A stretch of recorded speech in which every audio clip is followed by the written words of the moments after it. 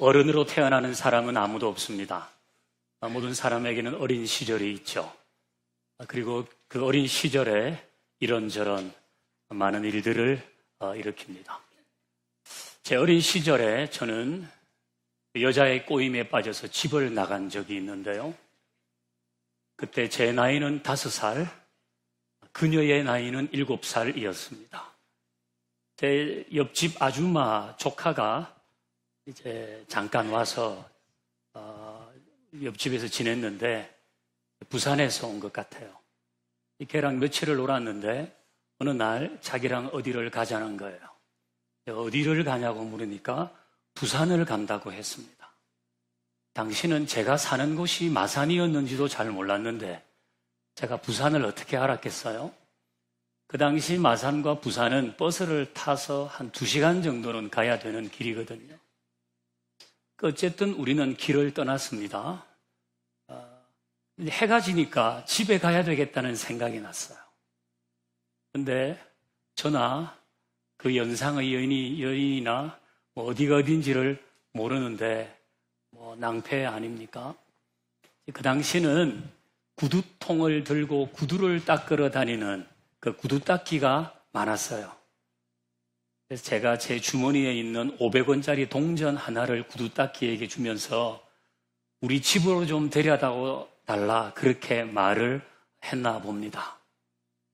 근데 무척 다행스럽게 그 구두 닦기가 저를 데려가서 자기의 조수로 삼지 않고 저를 파출소로 데려다 줬어요. 저희 아버지는 굉장히 과묵하신 분인데 그 당시 파출소에서 저를 만나서 눈시울이 붉어졌던 것 같습니다. 제 어릴 때는 이런저런 일들이 많아요. 이제 우리 큰애는 결혼을 해서 애 엄마가 됐는데 우리 큰애가 한 30개월 정도 될 때 밥 주면 우유 달라 그러고 우유 주면 밥 달라 그러고 여기서 쏟고 저기서 말썽 부리고 자기 엄마 루저 꺼내서 자기 얼굴에도 칠하고 벽에도 칠하고 엄마가 그거 정리하고 있으면 주방으로 가서 쌀통에 물을 부었어요. 이제 어릴 때는 자관 이런저런 일들이 있습니다. 하지만 부모에게는 기대가 있죠. 이 아이가 잘할 것이다. 계속해서 연상의 여인과 집을 나가거나 아니면 쌀통에 물을 붓지는 않을 것이다. 이 아이도 언젠가는 자라서 어른이 될 것이다. 그런 기대가 있습니다. 그리고 그 기대대로 점점 나이 들면서 화장실도 혼자 가고 밥도 혼자 먹고 신발끈도 혼자 매고 점점 경제적으로 독립하면서 살아갑니다. 부모를 의존하기보다 독립적으로 해결하는 문제가 더 많아집니다. 이건 매우 자연스러운 것입니다. 자, 이제 퀴즈를 하나 풀어보십시다. 첫 번째, 생활인으로 인간은 시간이 흐를수록 부모로부터 땡땡땡이어야 한다. 네, 독립적이어야 합니다. 생활인으로서의 인간은 시간이 흐를수록 부모로부터 독립적이어야 합니다. 또 하나 퀴즈를 풀어보십시다. 그러면 신앙인으로서의 인간은 시간이 흐를수록 하나님께 어떻게 해야 할까요? 네, 의존적이어야 합니다. 신앙인은 그래야 하는 것입니다. 자, 생활인으로의 인간은 시간이 흐를수록 독립적이어야 하고 신앙인으로서의 인간은 시간이 흐를수록 하나님께 의존적이어야 합니다. 이게 거꾸로 되면 곤란한 일들이 많이 생깁니다. 생활인으로의 인간이 시간이 흐르는데도 부모에게 의존적으로 살아간다면 참 기가 찰 일 아닙니까? 빨리 독립해야죠. 같은 이치로 신앙인인데 시간이 흐를수록 하나님 없이도 살 수 있다는 마음이 커진다면 이것도 참 안타까운 일입니다. 신앙인으로서의 인간은 하나님께 더 의존적이어야 하는 겁니다. 이게 바릅니다. 찬송가 543장의 제목은 어려운 일 당할 때입니다. 1절 가사는 이래요. 어려운 일 당할 때 나의 믿음 적으나 의지하는 내 주 더 의지합니다. 어려운 일 당할 때 낙심하거나 분노하거나 재수가 없었다고 말하거나 억울해하지 않고 어려운 일 당할 때는 예수님을 의지하자. 내 믿음 적다 많다 그런 이야기 하지 말고 예수님 의지하며 살자. 그런 가사입니다. 4절도 볼까요? 생명이 있을 동안에 예수 의지합니다.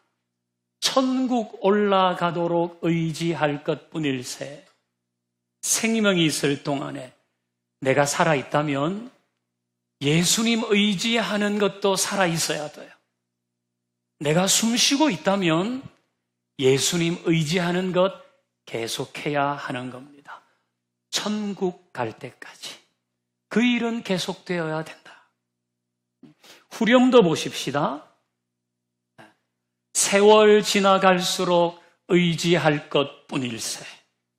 무슨 일을 만나도 예수 의지합니다. 세월 지나갈수록, 시간이 흐를수록 예수 믿은 지 5년 차보다는 10년 차에, 20년 차에, 30년 차에 더 주님을 의지합니다. 무슨 일을 당해도 큰 일, 작은 일, 긴급한 일, 일상적인 일, 황당한 일, 괴로운 일, 무슨 일을 당해도 예수 의지합니다. 참 깊은 고백입니다. 지금 우리는 열왕기하를 매일 묵상하고 있는데요. 북이스라엘은 지난주에 멸망했습니다. 지난 10월 3일 개천절에 북이스라엘은 멸망했어요. 물론 매일 성경 기준입니다. 아직 이 사실을 모르는 분들은 반성하시고 여러분의 큐티가 안녕하시기를 바랍니다. 북이스라엘은 멸망했는데 남유다는 계속 역사를 이어갑니다. 북이스라엘이 멸망할 때의 왕은 호세아였습니다. 그때의 남유다의 왕은 히스기야입니다. 이 히스기야는 매우 특별한 왕인데요.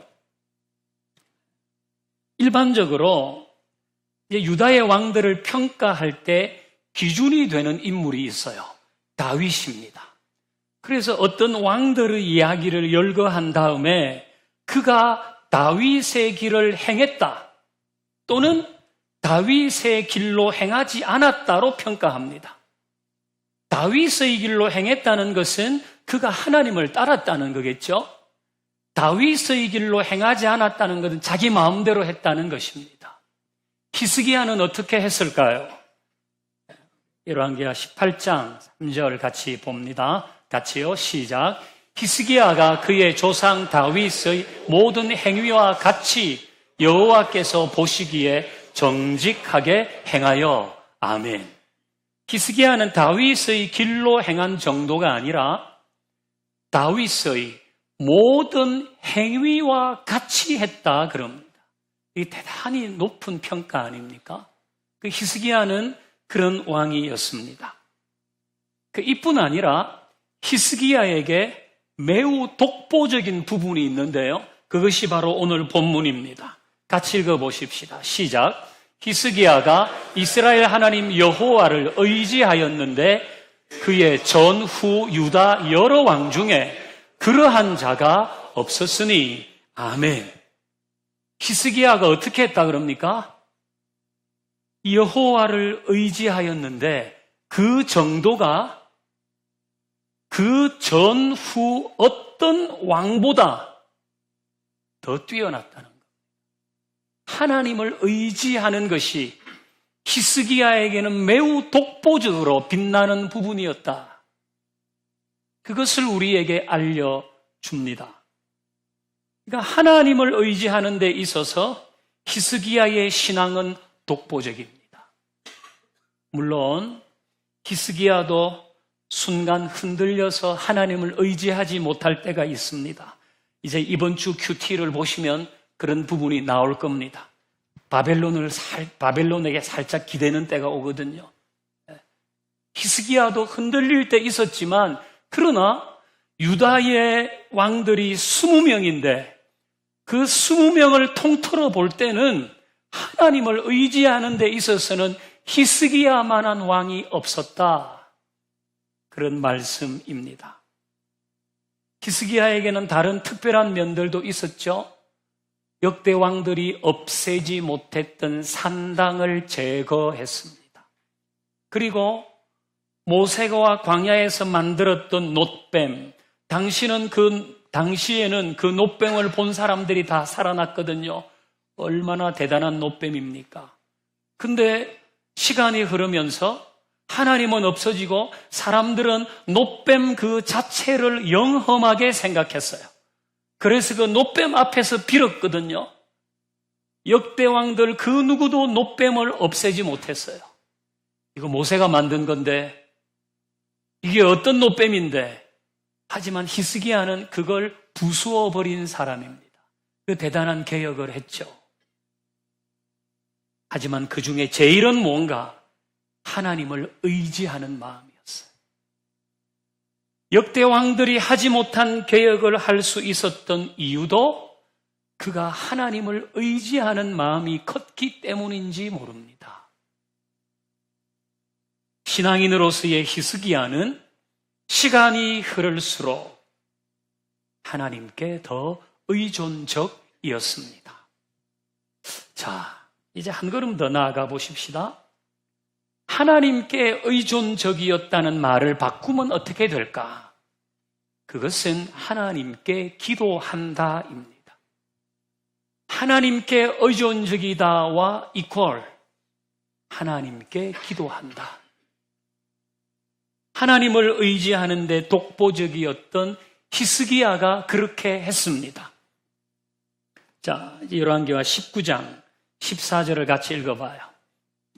시작. 히스기야 사자의 손에서 편지를 받아보고 여호와의 성전에 올라가서 히스기야가 그 편지를 여호와 앞에 펴놓고, 아멘. 자, 히스기야에게 편지가 하나 전해졌습니다. 그것을 읽었어요.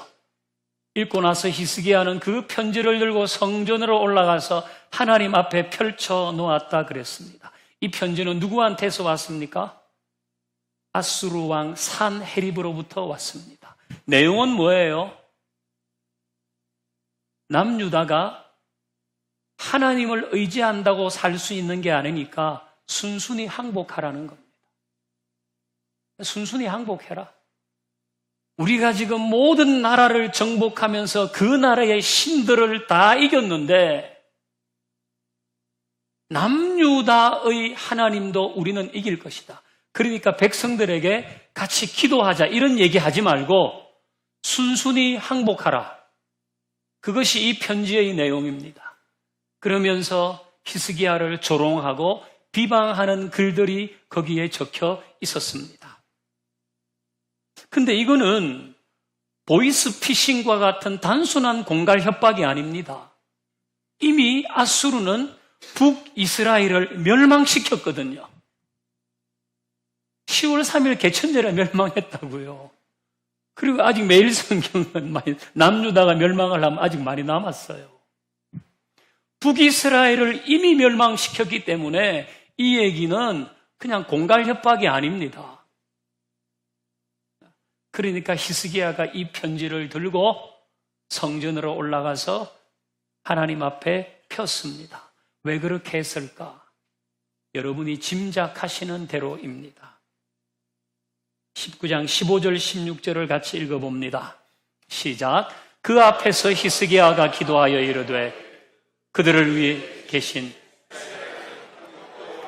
주는 천하만국의 홀로 하나님이시라. 주께서 천지를 만드셨나이다. 여호와여 귀를 기울여 들으소서. 여호와여 눈을 떠서 보시옵소서. 사내립이 살아계신 하나님을 비방하러 보낸 말을 들으시옵소서. 아멘. 그러니까 하나님을 의지하는 데 있어서 독보적이었던 히스기야는 이 위기 앞에서 기도하고 있습니다. 히스기야가 기도하여 이르되 그러잖아요. 여호와여 귀를 기울여 들으십시오. 지금 이 상황을 보십시오. 그렇게 히스기야는 기도하고 있습니다. 그는 시간이 흐를수록 위기일수록 하나님께 기도하는 신앙인이었습니다. 이 기도는 어떻게 됐을까요? 내일 큐티를 꼭 하시기를 바라요. 이 기도가 어떻게 됐는지 알 수 있을 겁니다. 자, 이후에 히스기야는 병이 드는데요. 열왕기하 20장 1절도 같이 봅니다. 시작. 그때에 히스기야가 병들어 죽게 되매 아모스의 아들 선지자 이사야가 그에게 나와서 그에게 이르되 여호와의 말씀이 너는 집을 정리하라. 네가 살지 못하리라 하셨나이다. 아멘. 자, 그때에 히스기야가 병들어 죽게 됐어요. 그때에. 이 그때는 언제일까요? 화요일에 나와요. 이 그때가 지금 화요일에 나온다고요. 이 그때는 사내립과의 전쟁을 이겼을 때입니다. 아수르와의 전쟁을 이겼을 때, 이 좋은 때 히스기야는 죽을 병이 들었다고요.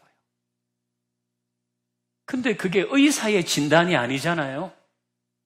여호와의 말씀에, 이사야 선지자가 전한 여호와의 말씀에 너는 죽을 거니까 집을 정리하라고 하셨다는 겁니다.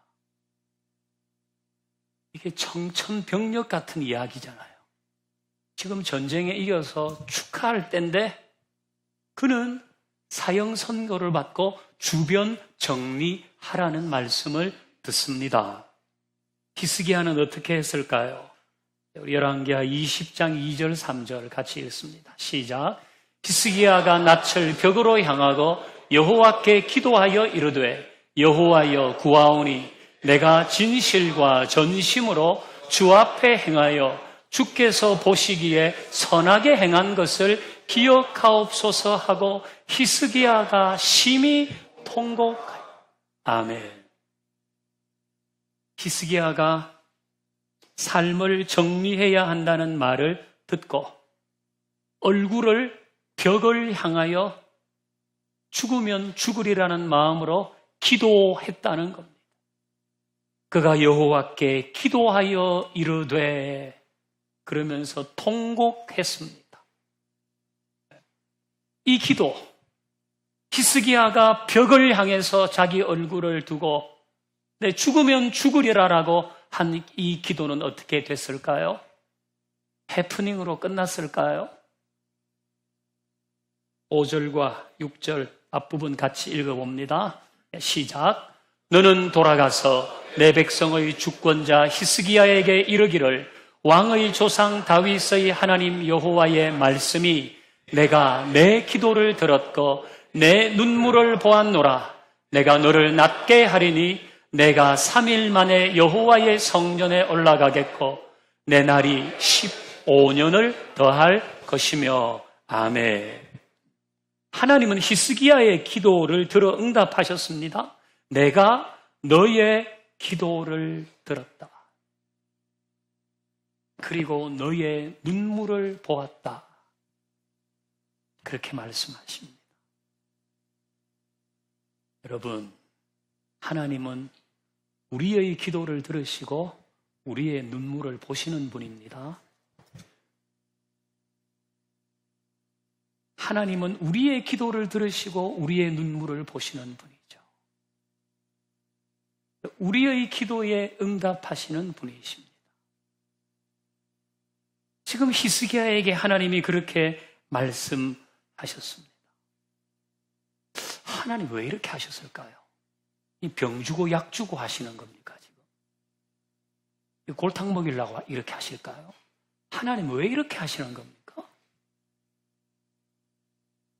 히스기야는 하나님을 의지하는 데는 남달랐습니다.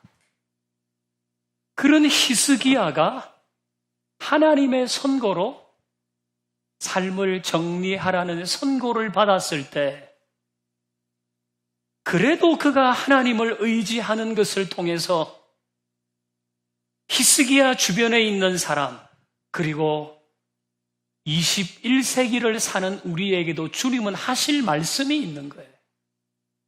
병 주고 약 주고 하려고 하시는 것이 아니라 우리에게 하시려는 말씀이 있는 겁니다.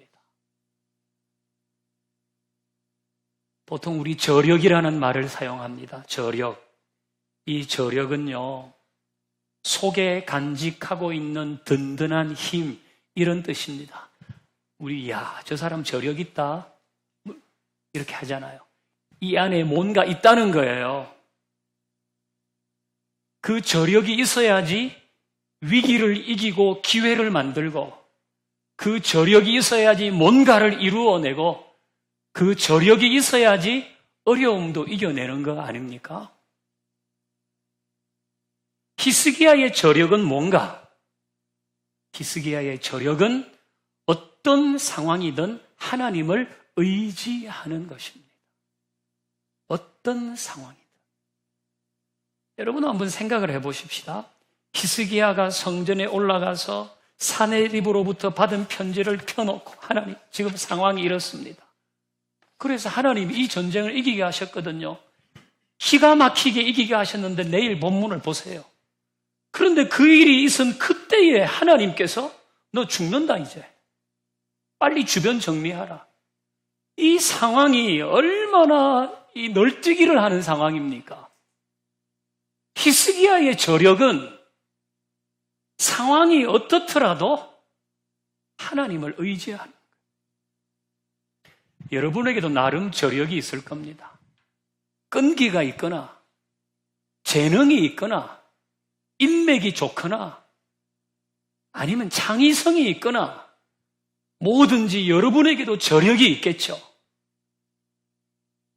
저는 그 여러분의 저력에 하나님을 의지하는 것도 포함되기를 바랍니다. 저 사람 저력 있다. 저 사람은 끝까지 의지한다. 하나님을 의지하는 것이 우리 모두의 저력이 되기를 바랍니다.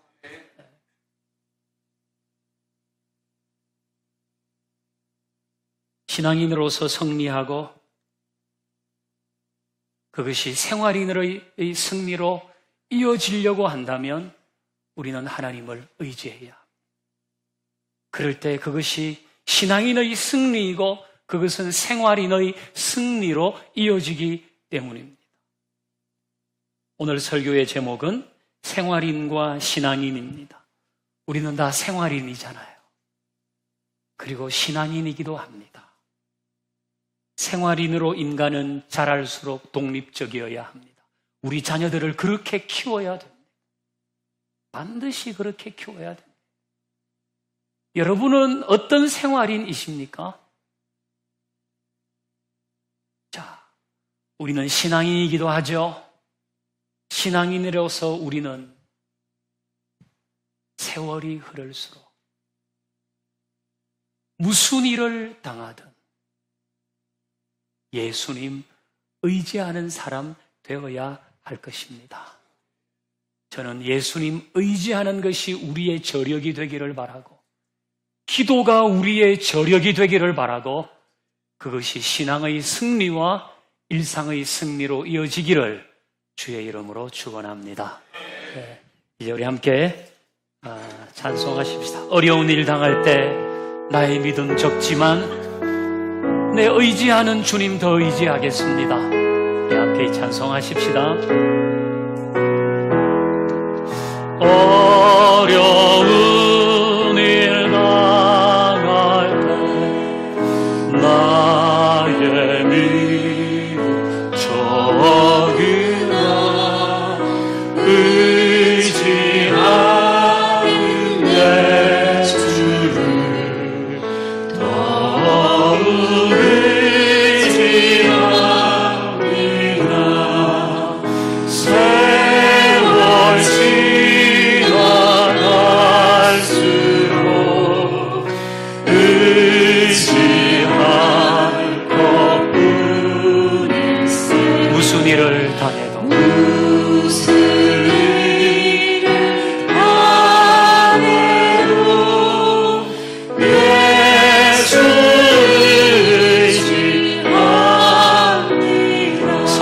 성령께서 내 마음을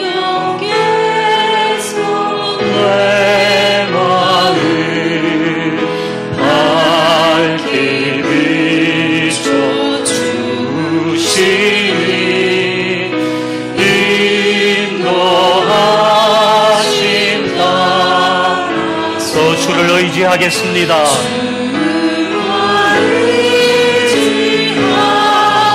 밝을 때의 노래와 밝을 때의 노래, 어두울 때 기도로,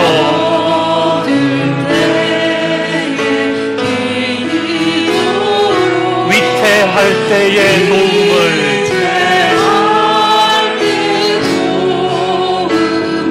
주께 간구합니다.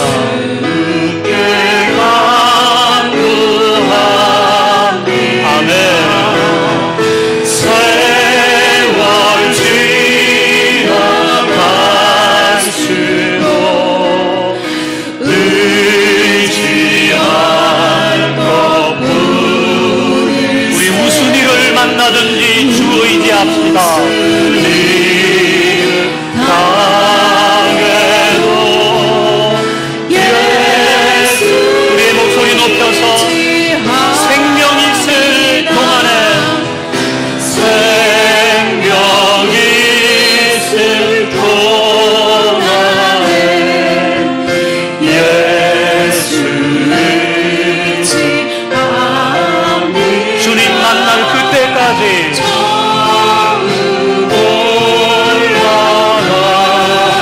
의지할 것 뿌리세. 우리 다시 한번 고백합니다. 내 생명이 있을 동안, 생명이 있을 동안에 내 힘으로 할 수 없는 것 많습니다.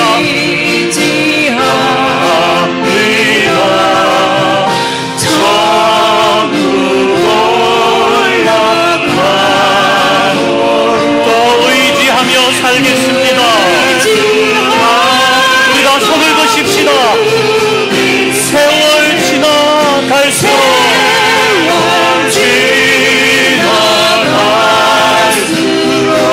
큰일 작은 일, 쉬운 일 어려운 일, 당황스러운 일 억울한 일, 무슨 일을 당해도 예수 세월 지나갈수록 우리 다 그렇게 하십시다. 우리의 마음에 주님을 의지하겠다는 마음을 더 굳건히 하십시다. 무슨 일 당해, 할렐루야. 예수 무슨 일을 당해도, 무슨 일 당해도, 무슨 일을 당해도 예수 의지합니다.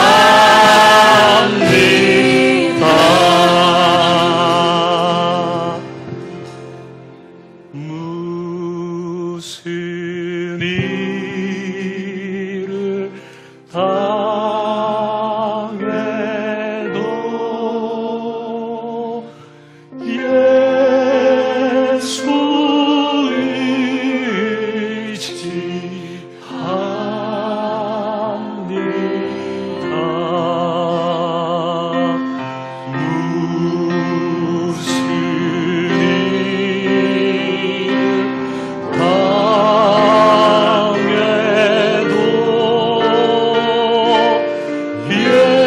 예수